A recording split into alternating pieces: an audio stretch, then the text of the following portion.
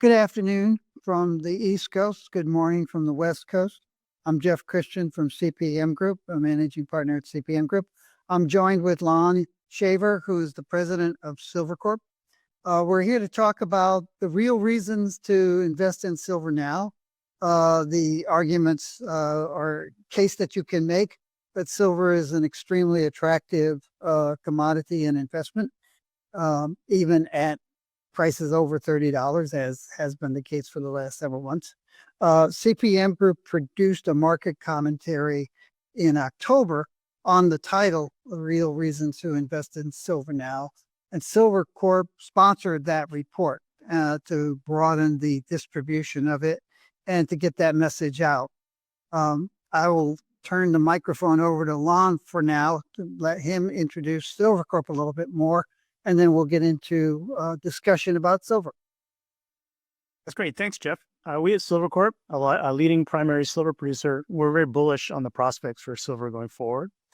We also think that investors should have the opportunity to hear about the research, opinions, and projections from people who make it their focus to follow these markets.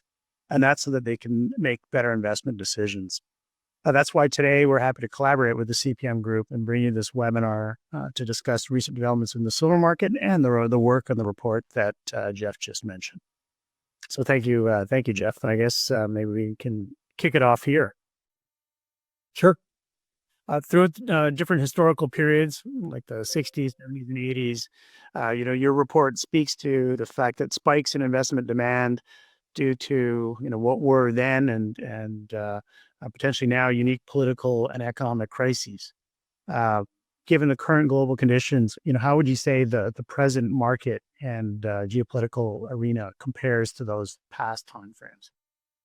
Yeah, it's interesting. I've been following silver for half a century professionally, but even before that, my parents and my other parts of my family were very much intense in terms of silver investments in the 50s and 60s. So I've been aware of it for a long time.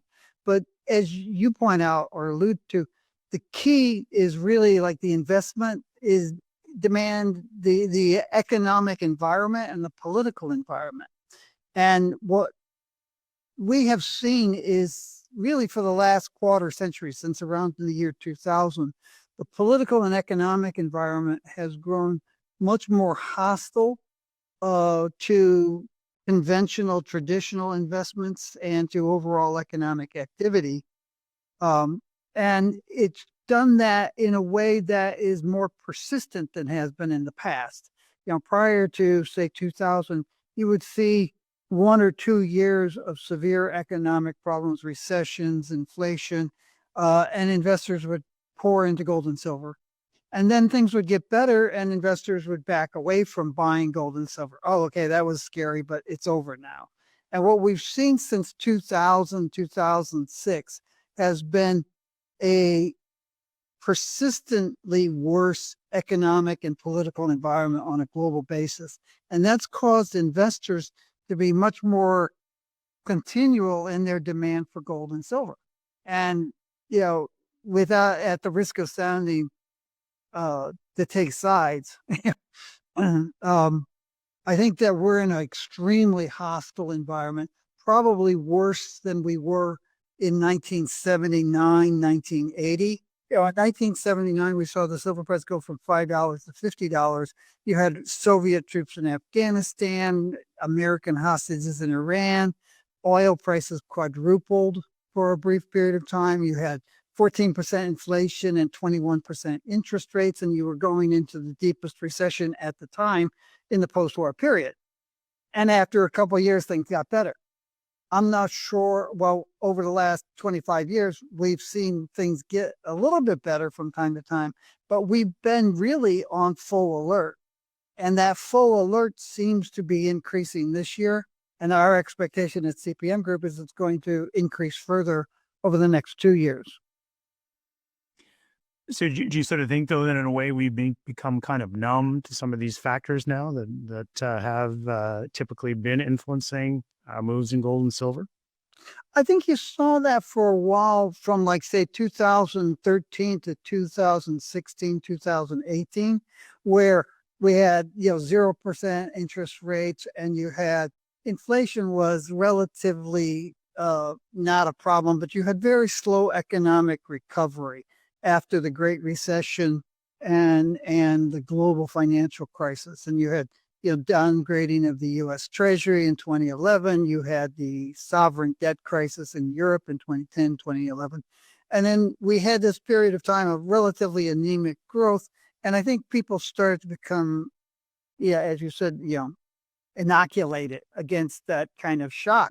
But then I think COVID came along, the global lockdown, the post-COVID lockdown surge in inflation, but you also had a series of other issues. You had the Russian invasion of Ukraine, you had ongoing tensions in the Middle East, you had saber rattling against Taiwan and the Philippines and Vietnam by the Chinese government. So you've had this extended sort of rejuvenation of investor concerns.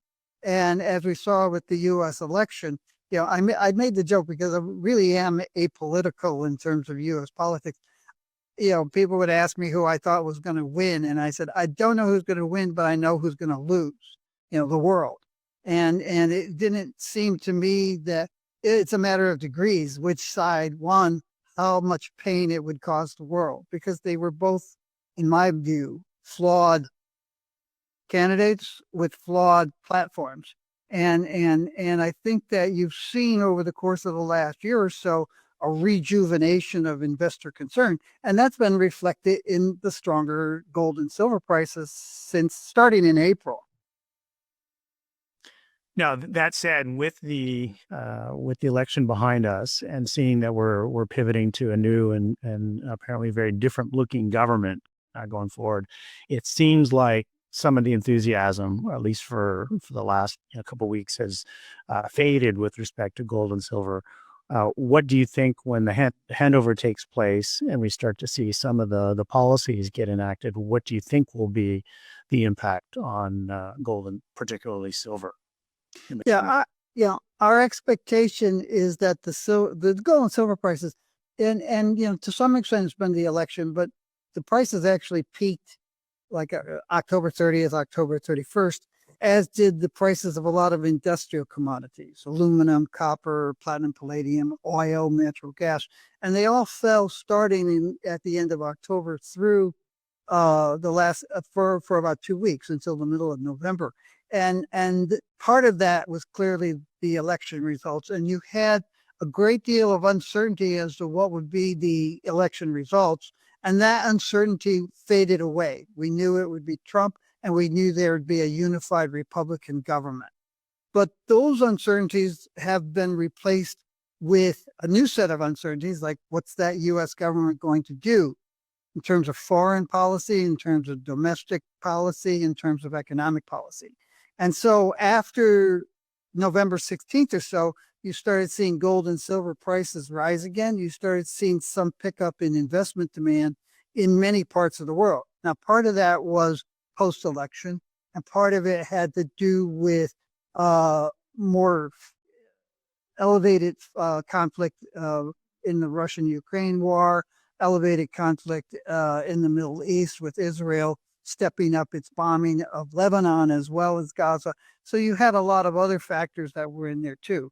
Our expectation is that from here into the first quarter, well past Inauguration Day, you're going to see investors continue to be very nervous about what the new administration and the new unified Republican government is going to do, and what kind of pushback it's going to get from Democrats and from the broader society and from global allies that may be upset with some of the things that the new administration may do.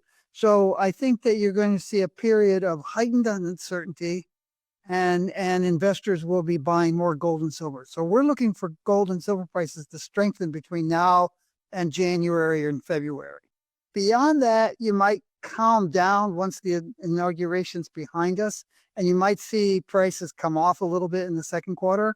There's also some seasonality into fabrication demand and investment demand for gold and silver that tends to be strong in the first quarter and weaken in the second quarter. And then beyond that, we think that you have this enormous menu of economic and political and financial problems that are going to keep investors interested in gold and silver as alternative assets, portfolio diversifiers, inflation hedges, currency hedges, political risk hedges, financial risk hedges. And we think that that's probably going to push investment demand sharply higher in the second half of next year and into 2026.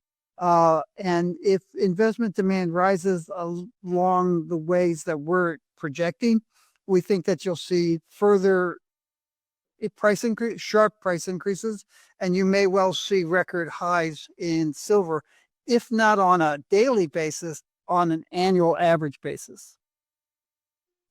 And in your report, I mean, I guess going further, in your report, you're calling for these prices to rise and stay at high levels for up to sort of a 3-year period. So you see those same factors, I guess, without picking specifics.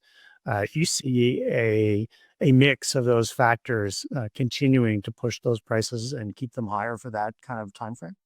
We do see it going into 2026.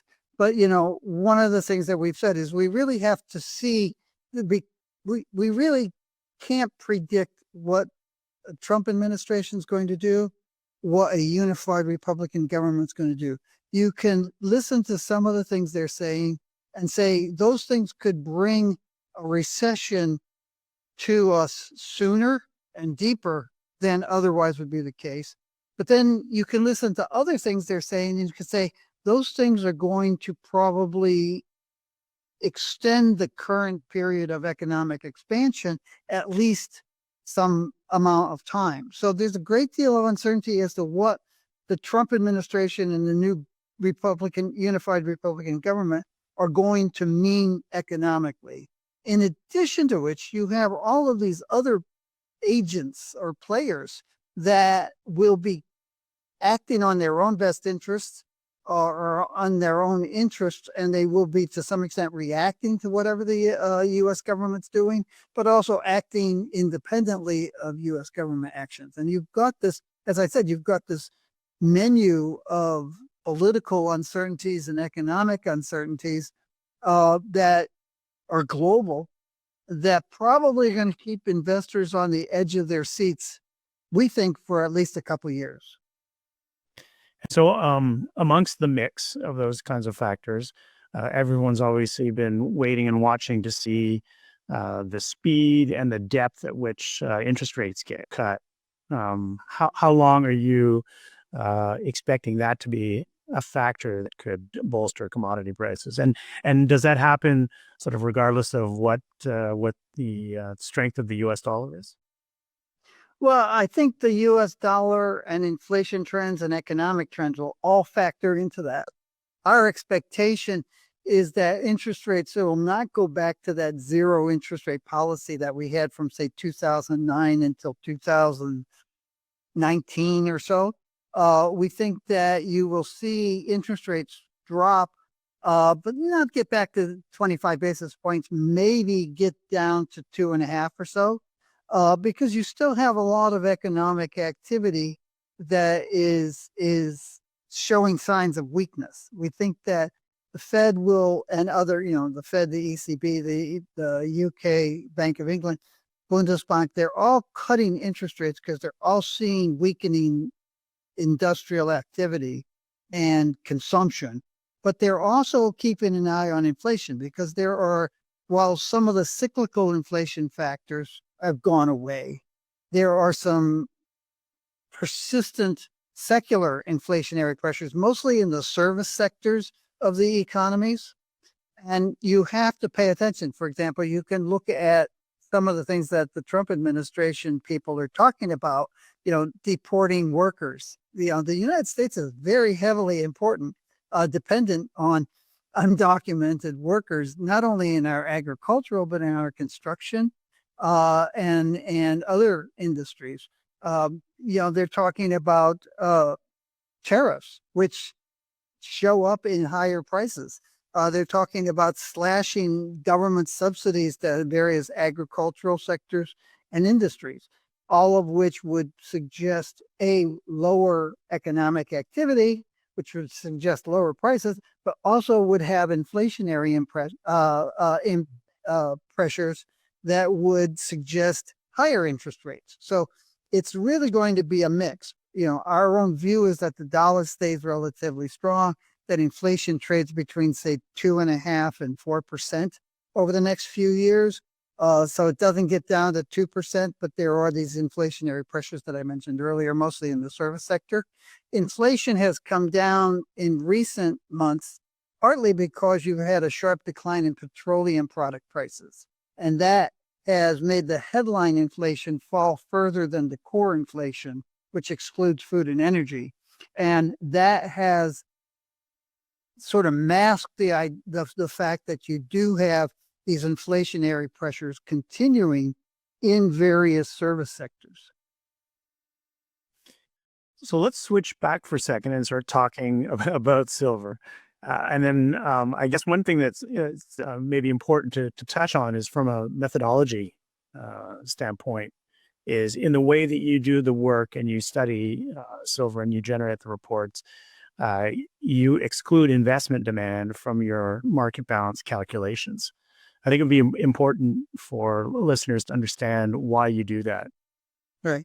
Okay. Well, yeah, again, I've been doing this work since the late 70s. And in the commodities markets, across commodities, the standard methodology for looking at the fundamentals of a market is to look at total supply. So in the case of a metal, it's mine production plus secondary supply and any other sources of newly refined metal.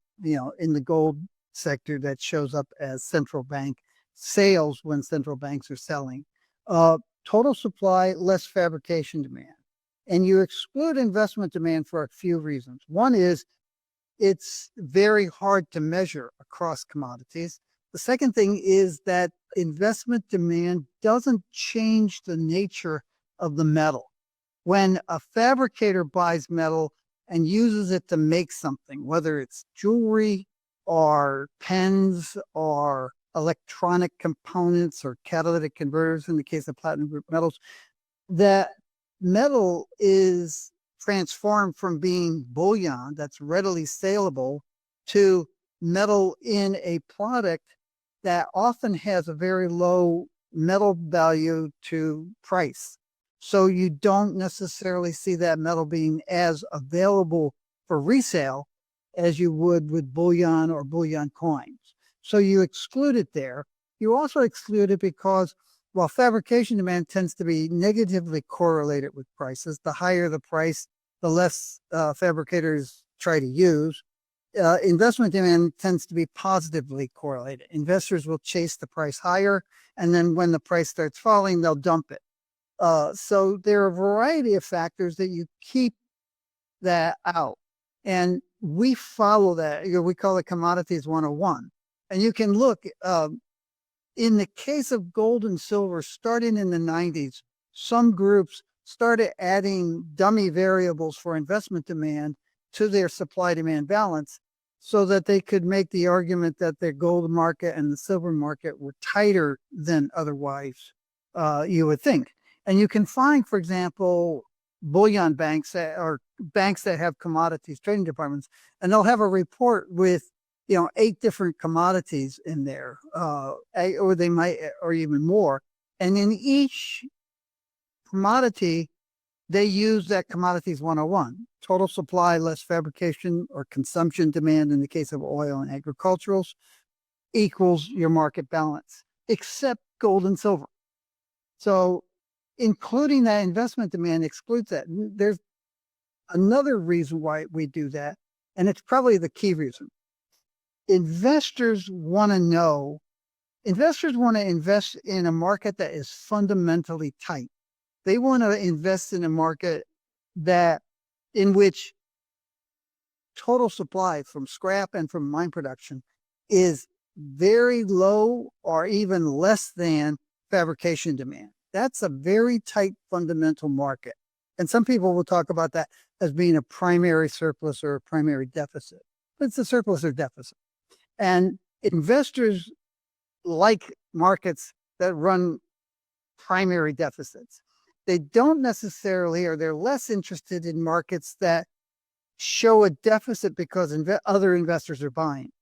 They don't want to necessarily say, oh, that market would be in a surplus, but for the fact that investors are buying it, they want to buy a commodity that is in a deficit because fabricators need more than the industry is supplying them.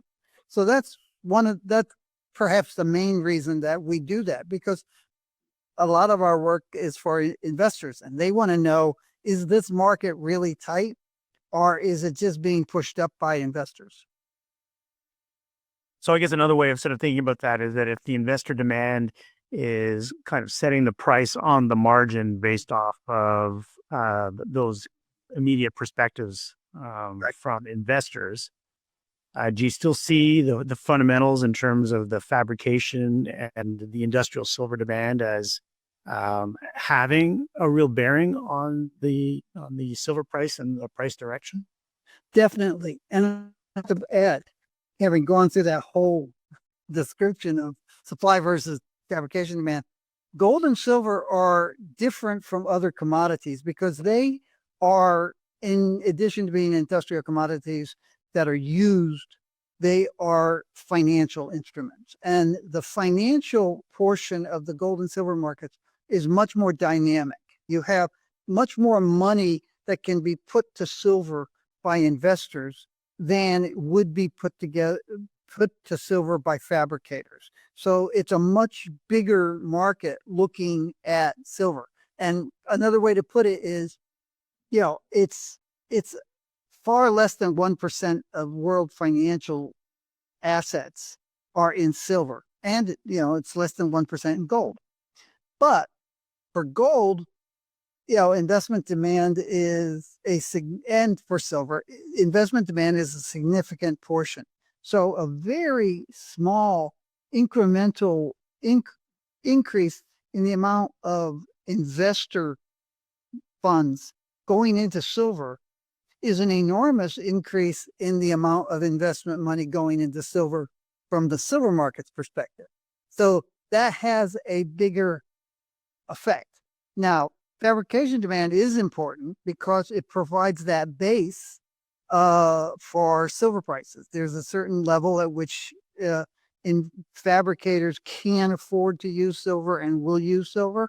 And silver has the advantage that among precious metals or noble metals, metals that don't corrode, metals that don't oxidize, metals that are more stable and are used in electronics and other critical applications, silver's the cheapest metal. It's competing with gold, platinum, and palladium, which are far more expensive per unit to use. So wherever possible, a fabricator says, if I can use silver instead of palladium or platinum or gold, I will. So that's another factor that's in there.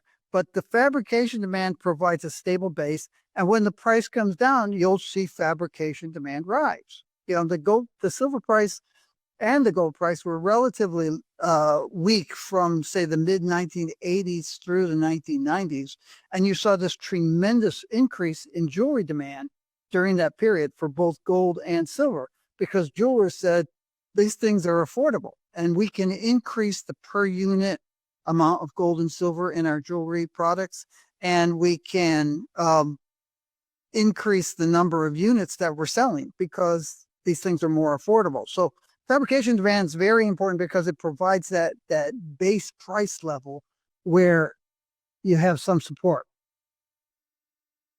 And so if investors are looking to get positioned in silver, sort of what are the considerations that you would say are important for timeframes to think about, and how would you recommend investors use different strategies for short-term versus long-term investment positions? Yeah.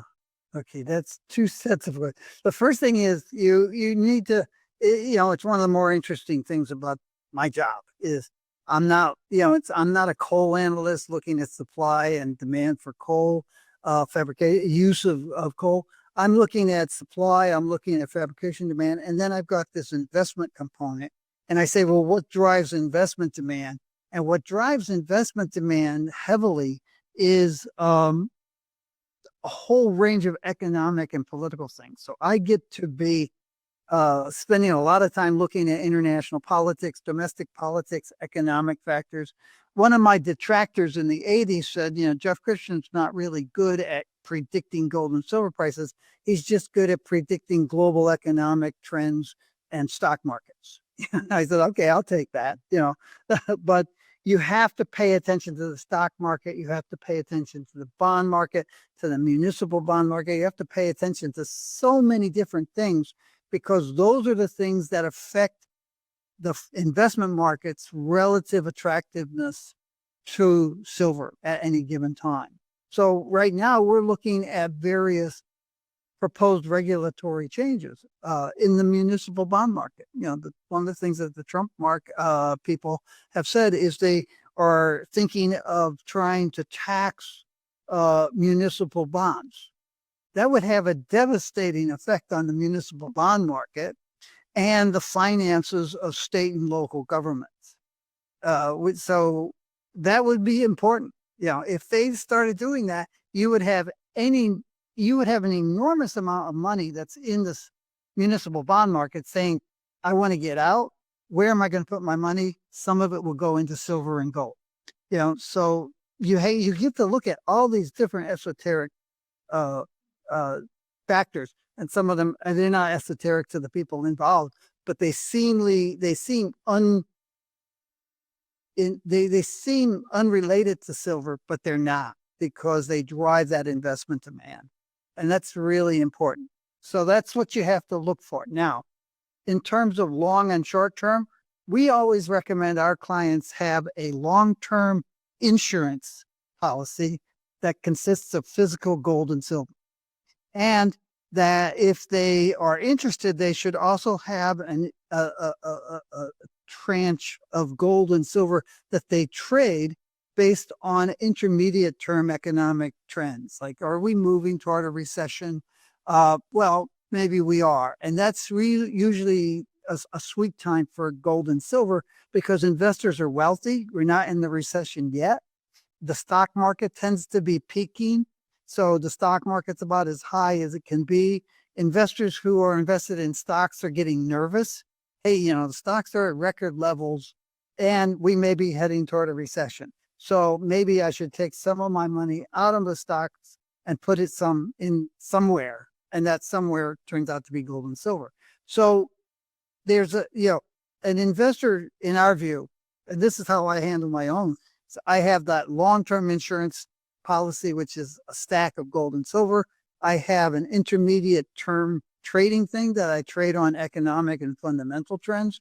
And then I have a short-term trading thing, which I trade more on where the price is and how fast it's risen or fallen. So today I'd be a buyer. Friday I might have been a seller. Well, and then I guess there's one thing that we're sort of ignoring the elephant in the room as it relates to alternate investments. Thoughts on how the cryptocurrencies are going to have an impact on potential shifts into the precious metals, because that seems to be something we've seen here in the last few weeks. So a lot of talk about it, and my view, you look at the market volatility of gold and silver. What's the volatility of the price on a monthly average basis? And in gold, it's like 10 to 20%. In silver, it's probably like 15 to 25%. And then you look at the volatility of cryptos like Bitcoin, and the monthly volatility is 50 to 100%. Yeah. So if you're an investor and you're saying, I'm looking for an asset I can add to my portfolio, which reduces the volatility of the value of my wealth, gold and silver makes sense. Cryptos don't. Then you start looking at other factors like the market cap, the value of outstanding amounts. and you look at the cryptos and you look at gold and silver, there's been a steady increase in the volume held by investors and the value held by investors. You looked at cryptos and the crypto market cap was less than $500 billion from the time they started appearing around 2014 until 2021. In 2021, they went from less than $500 billion to $3 trillion. In 2022, they went from $3 trillion to $800 billion. And now they're back up around $3 trillion. So you say, where do I find those kinds of returns? In gold and silver, you find returns that are similar to the US dollar and other major traded currencies. In cryptos, you find those kinds of returns in a slot machine. Yeah, it's willy-nilly. I'm going to pull the lever. It could be 0% return, or it could be 100% return. Yeah. So our view is that cryptos are the antithesis of gold and silver. They're not tangible assets. They actually are unlimited in volume, despite what people say. They're the antithesis of gold and silver as tangible assets. And I think that ultimately they will be very helpful to gold and silver. They have been over the last few years with this increased volatility, because investors say, this isn't gold and silver. Yeah, this is a crapshoot. I'll go to Las Vegas if I want to play the slot machines. But if I want to protect the value of my portfolio, I'm going to be interested in gold and silver. So can we make the comment, or can we suggest that from those extremes, where you suggested the strategy of being long physical for the long term, and then in the medium term, and then finding ways in the short term, could you say that equities of the producers or ETFs are somewhere in between that extreme of being straight physical and that crapshoot? Yeah. Of cryptos? It's a spectrum, and ETFs are very similar to physical metal, but they're not. And what we've seen in the gold market, less so in the silver market, for 3.5 years, from 2021 into the first half of this year, you saw investors selling their ETFs and buying physical metal. And what it was it wasn't that ETF investors were down on gold. They were worried about their counterparty risk. And they were saying, I don't own this gold and silver. I own shares in a Channel Island company that's run by a bank or a brokerage house. And so in 2021, 2022, you saw smaller ETFs disgorging metal as the investors were selling their ETFs and buying physical metal. And it was interesting because you saw an increase in investment demand for physical metal as the ETFs were declining. But no one reports, oh, I'm buying physical metal. It's CPM Group's data. But ETFs, you can see daily, weekly, and monthly changes in their holdings. So people take that ETF shift as a surrogate for investment demand. And they shouldn't, because, in gold, I think ETFs represent about 8% of investor holdings. And in silver, they represent probably less than 20%. So they're not necessarily representative of physical investment demand. But people take it because the data's there, and it's the only data they have. But ETFs, what we've seen is that ETFs are closer to metals, but they, at the end of the day, have this counterparty risk that, given the state of the world right now, and given, Credit Suisse going down last year and other banks having problems and economic and financial issues, increasing the risks of holding assets in banks and brokerage houses, people are moving away from ETFs to physicals. Then you get into the mining shares, and mining shares have value because oftentimes when the silver price rises, the mining shares will rise even more. And that is good. And you're also investing in something that's real. This is the Berkshire Hathaway Warren Buffett thing. It's like, I don't invest in gold and silver because they don't generate profits. I invest in gold and silver mining. Except when he went to visit, when Berkshire Hathaway decided that they wanted to invest in silver in the 1990s, they did a lot of research. And they said, the good news is that, yes, the silver price, which is languishing around $3.50 to $5.50, is likely to rise sharply, like a multiple times at some point in the next several years. So silver looks like a good investment, but we're equity investors, and the market cap in the silver mining industry is so small, we can't get 2% of our assets into silver mining. At which point Warren Buffett said, well, then we should buy physical silver and hold it on an allocated basis away from the market. If I can't get 2% of Berkshire Hathaway's assets into silver, that's a market that is ripe for increase. And if the fundamental analysis suggests that the price could rise several fold, and you put that on top of a very small market relative to the amount of investable money, you have a very interesting investment. Yeah. So as we get close to wrapping up here, I think you've touched on a topic that everyone's going to want to hear about, which is, what do you think are some of those potential price targets for silver if things go the way that you think they will? Yeah. Well, our expectation for the next quarter or two, into January, we have been telling our clients we thought that prices could drop as low as $29.50 and rise as high as $35.50. And we've been saying that for a couple of months. And the price got down to $30 something today. And it's gotten over $35 earlier in the month and last month. So our expectation is that the price is probably close to its low on a short-term basis, and is likely to rise and could rise 5%, $5, which would be like something like 17% from where we are today over the next couple months. Longer term, we're looking at even higher prices. And, people say, well, will silver get to $50 again? And we always point out, silver got to almost to $50 twice in history. One time that lasted about 10 minutes, and another time it lasted about 20 minutes. So you can talk on an intraday basis. Will silver get to $50? We think it will. We think like longer term investors. So we're looking at quarterly and annual average prices. And the annual average price, I think, peaked out around $34, $35 in 2011, 2012. We think that you will see higher annual and quarterly average prices, record annual and average prices over the next 2 years, because, as I said at the outset, your first question, we think that this is a much more hostile economic and political environment than we saw in 2011, 2012, 2007 to 2011.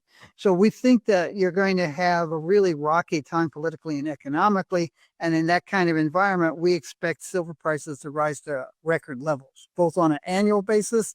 And quite frankly, $50 could easily be pierced. I mean, if you're talking about an annual average price of $36 or $38 at some point over the next 2 years, the idea that the price spikes over 50 on an intraday basis is close to 100%.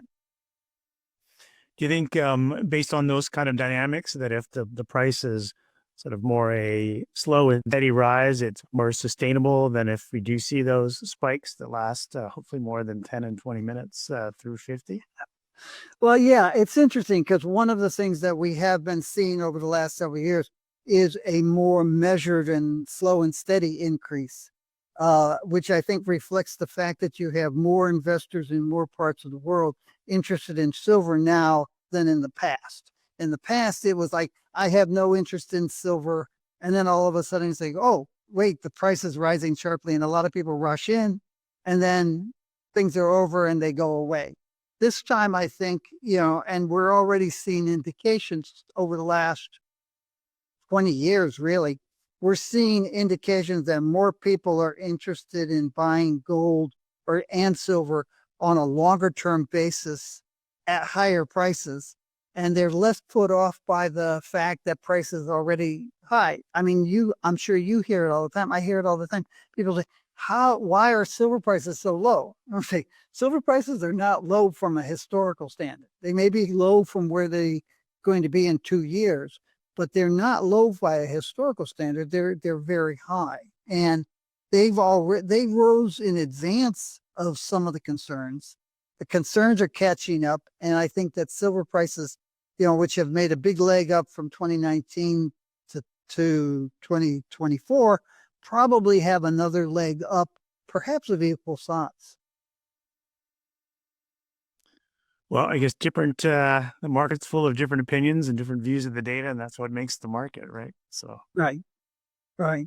You used the phrase before, can we say? And I was going to point out that that's one of the great things about gold and silver is, unlike stocks and bonds and currency markets, they are unregulated. Anyone can say anything. And they do. yes, we certainly see that in this space. Mm. Well, thanks, Jeff. I think good to stop here. And maybe what I would suggest is, just given some of the topics that we've touched on, there could be some reason to rejoin and to put another call like this together here, maybe early in the new year. Generally, the new year seems to be a good time for precious metals, and got some extra intrigue layered on top of that this year. So maybe we can suggest we reconvene for a follow-up chat early in the new year. Well, yeah. Next year will mark the 50th year in which I've written something about commodities. The first thing I ever wrote about commodities was in 1975. So I'm going to stick around for at least another year just so I can make my 50-year anniversary. Well, and hopefully you have something big planned for that. I don't. You've got some time to work on that. So. Okay, it's a good idea. Thank you. That's great. Well, thanks, Jeff. Well, thank you, and yeah, we'll be here. Always a pleasure to hear these insights, and certainly some very exciting themes that we, as a silver producer and obviously keen on the silver market, are excited to hear and to watch going forward. I'd like to thank everyone for joining us today for the call, and may everyone have a happy end of the year and good markets. And like I said, hopefully we can reconvene and do this again early in the new year. Bye-bye, everyone.